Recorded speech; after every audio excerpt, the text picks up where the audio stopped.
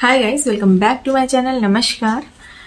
आज बात करते हैं, मैंने आप लोगों को थीम बताई थी सीटेट की, आप देख लीजिएगा मेरे चैनल पे जाके। सीटेट पूरा थीम बेस्ड है, 6 थीम और 4 उप थीमों पर है बेस्ड।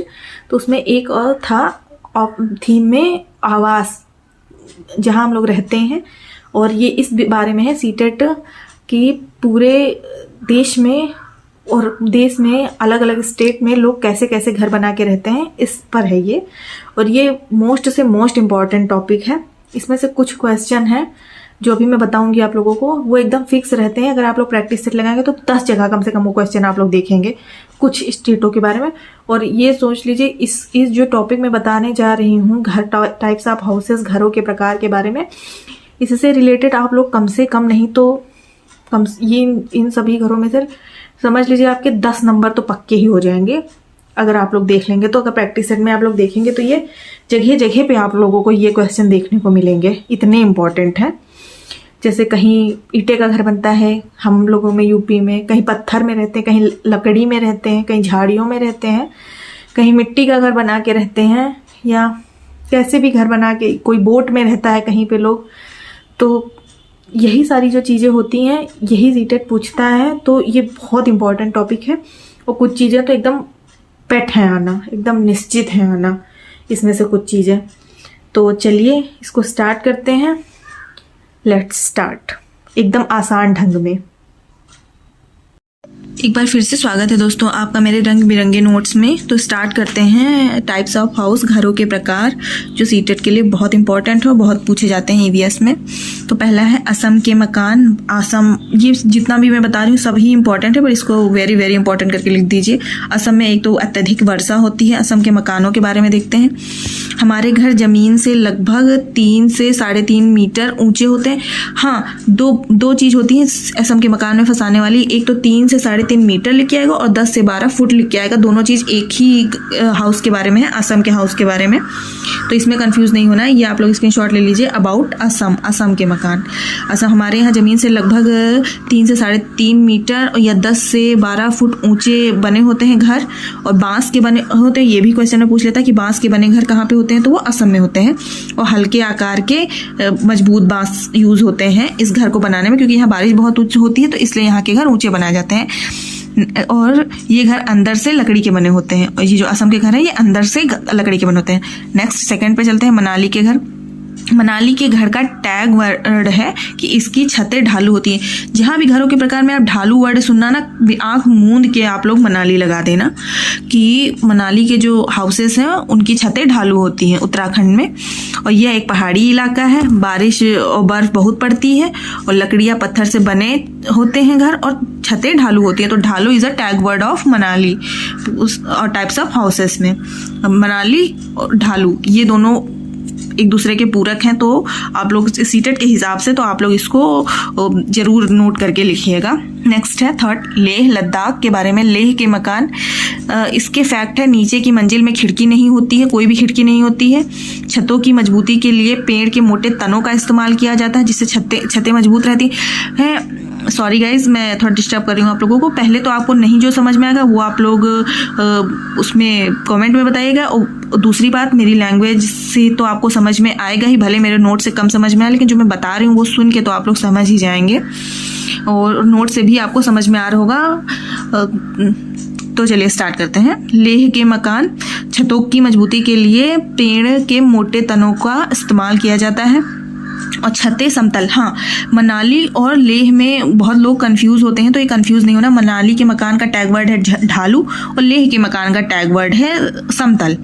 तो इसमें बिल्कुल भी कंफ्यूज नहीं होना है। लेह समतल होता है और मनाली ढालू होती हैं इनकी छतें।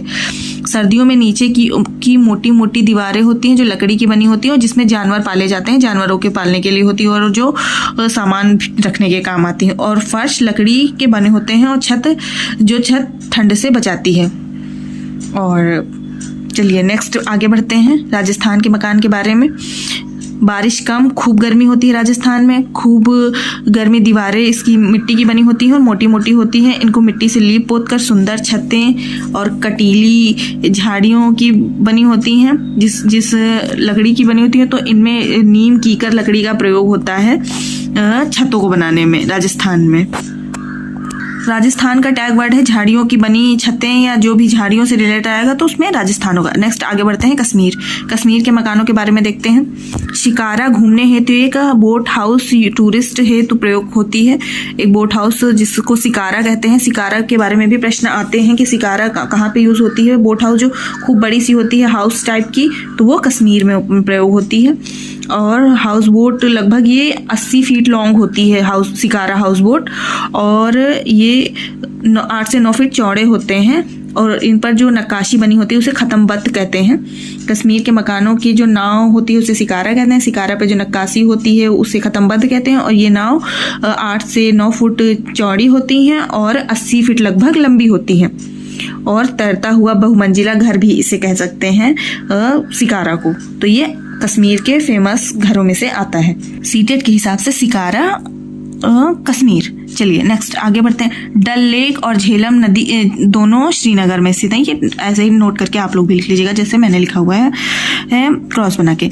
चलिए हाउस बोट खास डिजाइन का बना होता है जिसे खत्मबंद कहते हैं। ये देखिए मैंने यहाँ पे लिखा हुआ है हाउस बोट में जो नक्काशी होती है उसे खत्मबंद कहते हैं। कश्मीर में मकान की खिड़कियां बाहर की ओर उभरी हुई होती हैं जिसे डब कहते हैं। ये भी बहुत इंपॉर्टेंट आता है। डब वर्ड भी कश्मीर के मकान में टैग वर्ड है। जहाँ डब वहाँ कश्मीर के मकान जो भी नक्काशी खिड़कियों के बाहर की जाती है उसे डब कहते हैं। चलिए नेक्स्ट देखते हैं बकरावल के मकान। बकरावल के बारे में देखते हैं। बकरावल लोग लकड़ी व मिट्टी के घरों में रहते हैं और बकरियां चराते हैं। तो ये बकरावल लोग बकरियां नाम से ही जैसे बकरियां चराते हैं टैग वर्ड में, और लकड़ी और मिट्टी के घरों में रहते हैं। चलिए नेक्स्ट है दिल्ली के घर। कैपिटल ऑफ इंडिया है, एवरीवन नोज। और ऊंची ऊंची इमारतें, ऊंचे मकान, और इस समय बहुत पॉल्यूटेड है दिल्ली।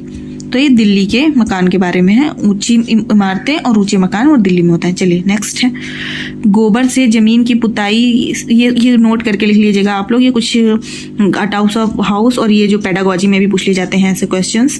गोबर से जमीन की पुताई से मिट्टी में कीड़े नहीं लगते हैं, ये फैक्ट है। टाइप्स ऑफ हाउस में घरों की साफ सफाई या रख रखाव के बारे में। सोहना गांव हरियाणा में है। सोहना से दिल्ली के बीच गुड़गांव शहर स्थित है। डेरा गाजी खान पाकिस्तान में है। ये सब क्वेश्चंस आते हैं सीटेट में। बर्फ में इग्लू मकान होते हैं। बर्फ में जो बनाए जाते हैं वो इग्लू मकान होते हैं जिसमें एस्किमो जनजाति रहती है। बहुत इंपॉर्टेंट है, ये आप लोग लिख लीजिएगा। मैंने इंपॉर्टेंट करके लिख लिया है नोट्स ऐसे ही। आई होप आप सभी लोगों को मेरा ये टाइप्स ऑफ हाउस समझ में आ गया होगा। और जो मैं ऐसे लगा दे रही हूँ आप लोग स्क्रीनशॉट लेते चलिए। जो चीज़ें नहीं समझ में आ रही हैं उसे आप लोग फिर से, मैं बार बार कहती हूँ, बताइएगा तो मैं दोबारा से बता दूंगी। और जिसमें से ये असम के मकान, ये सीटेट के हिसाब से ही नोट्स मैंने बनाए थे, इतना ही पूछा जाता है और यही फैक्ट पूछा जाता है। तो ये इन मकानों के बारे में बताना होता है। तो असम के मकान, असम, मनाली और लेह, ये तो बहुत ही इंपॉर्टेंट है। जिसमें से असम तो बिल्कुल जान है, इसके बारे में तो आप लोग याद ही रख कर लीजिए कि ये, और सबसे ज़्यादा तो ये 3 से 3.5 मीटर और 10 से 12 फुट ऊंचे बने होते हैं मकान, तो वो असम होगा। थैंक यू, ये बहुत इंपॉर्टेंट है। तो मिलती हूँ नेक्स्ट वीडियो में।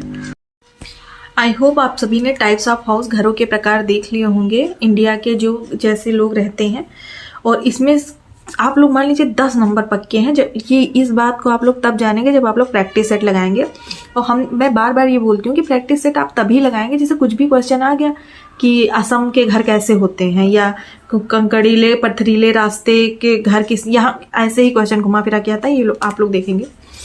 तो आप लोग अगर जब आपने पढ़ा है कि हाँ असम में ऐसा होता है, भले ही आपने एक छोटी सी वीडियो में बहुत अच्छे से समझ लिया है, जब आपको पता होगा तभी आप लगा पाएंगे ना। है बहुत सरल, बहुत वो है इजी है, बट आप लोग को जब पता ही नहीं है तो आप लगाएंगे क्या।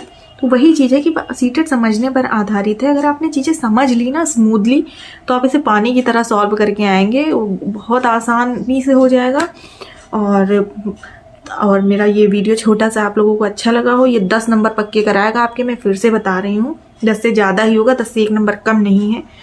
तो आपको मेरा वीडियो अच्छा लगा हो तो मेरे वीडियो को लाइक करना, चैनल को सब्सक्राइब करना। मिलती हूँ नेक्स्ट धमाकेदार वीडियो के साथ में, अपने पर्सनल एक्सपीरियंस के साथ में, जो आपको बहुत फ़ायदा दिलाएगा आने वाले एग्जाम में सीटेट 2026 में। मिलती हूँ नेक्स्ट वीडियो में, तब तक के लिए नमस्कार, टेक केयर, ठंडक से बचिए, और बचाइए अपनी फैमिली को। बाय।